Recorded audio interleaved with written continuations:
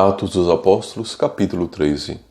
Havia então na igreja de Antioquia profetas e doutores, entre eles Barnabé, Simão apelidado Negro, Lúcio de Cirene, Manaém, companheiro de infância do tetrarca Herodes, e Saulo.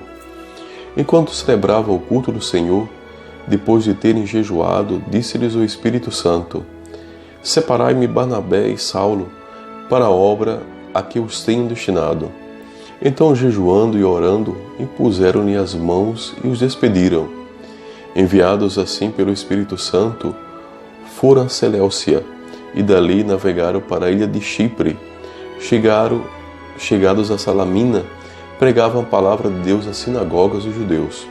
Tinham com eles João para auxiliá-los. Percorreram toda a ilha até Pafos e acharam um judeu chamado Barjesus, mago e falso profeta, que vivia na companhia do procônsul Sérgio Paulo, homem sensato. Este chamou Barnabé e Saulo e exprimiu-lhes o desejo de ouvir a palavra de Deus. Mas Elimas, o mago, pois assim é interpretado o seu nome, se lhes opunha, procurando desviar da fé o procônsul. Então Saulo, chamado também Paulo, cheio do Espírito Santo, cravou nele os olhos e disse-lhe: Filho do demônio, cheio de todo engano e de astúcia, inimigo de toda justiça, não cessas de perverter os caminhos retos do Senhor? Eis que agora está sobre ti a mão do Senhor e ficarás cego. Não verás o sol até nova ordem.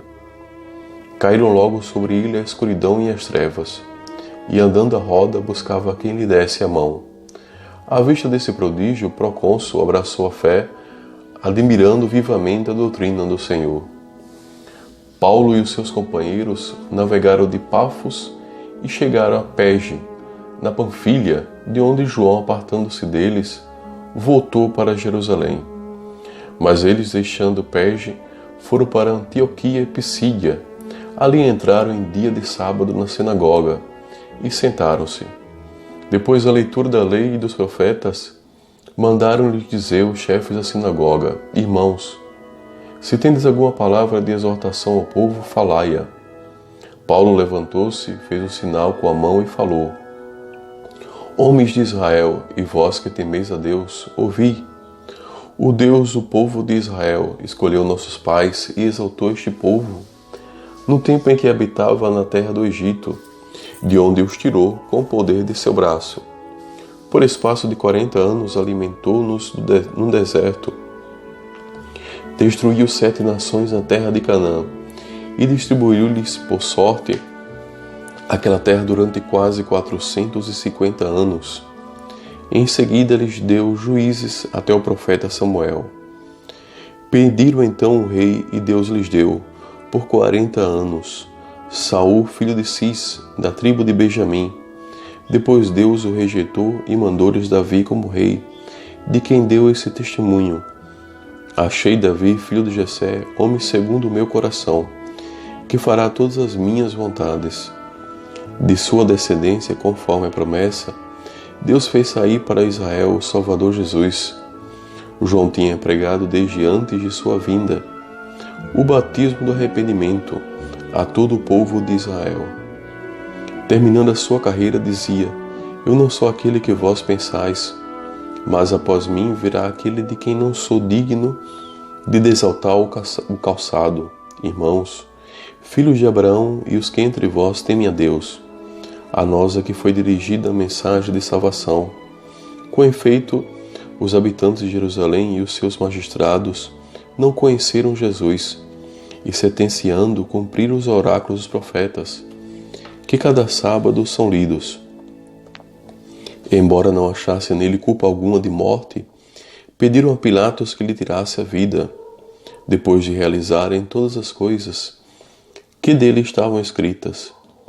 Tirando do madeiro, puseram no sepulcro.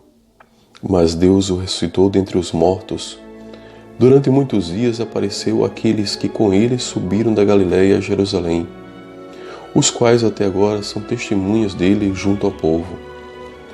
Nós vos anunciamos a promessa feita a nossos pais. Deus a tem cumprido diante de nós, seus filhos. suscitando Jesus, como também está escrito no Salmo 2: Tu és meu filho, eu hoje te gerei. Que Deus o ressuscitou dentre os mortos para nunca mais tornar corrupção, ele o declarou desta maneira: Eu vos darei as coisas sagradas prometidas a Davi. E diz também em outra passagem: Não permitirás que teu santo experimente a corrupção. Ora, Davi, depois de ter servido em vida aos desígnios de Deus, morreu. Foi reunido a seus pais e experimentou a corrupção. Mas aquele a quem Deus ressuscitou não experimentou a corrupção. Sabei, pois, irmãos, que por ele se vos anuncia a remissão dos pecados.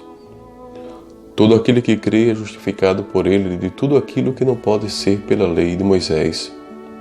Cuidai, pois, que não venha sobre vós o que foi dito pelos profetas. Vede, ó desprezadores, pasmai e morrei de espanto, pois eu vou realizar uma obra em vossos dias, obra que não creríeis se alguém vô-la contasse. Ao saírem, rogavam que lhes repetissem essas palavras no sábado seguinte. Depois que a assembleia terminou, muitos judeus e prosélitos devotos seguiram Paulo e Barnabé, os quais com muitas palavras os exortavam a perseverar na graça de Deus.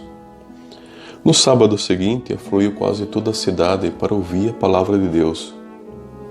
Os judeus, vendo a multidão, encheram-se de inveja e puseram-se a protestar com injúrias contra o que Paulo falava. Então Paulo e Barnabé disseram-lhe resolutamente: Era a vós que em primeiro lugar se devia anunciar a palavra de Deus, mas porque a rejeitais e vos julgais indignos da vida eterna, eis que nós voltamos para os pagãos, porque o Senhor assim nos mandou. Eu te estabeleci para serdes luz às nações e levares a salvação até os confins da terra. Essas palavras encheram de alegria os pagãos, que glorificavam a palavra do Senhor. Todos os que estavam predispostos para a vida eterna fizeram o ato de fé. Divulgava-se assim a palavra do Senhor por toda a região, mas os judeus instigaram certas mulheres religiosas da aristocracia e os principais da cidade, que excitaram a perseguição contra Paulo e Barnabé e os expulsaram do seu território. Estes sacudiram contra eles o pó dos seus pés e foram a Icônio. Os discípulos, por sua vez, estavam cheios de alegria e do Espírito Santo.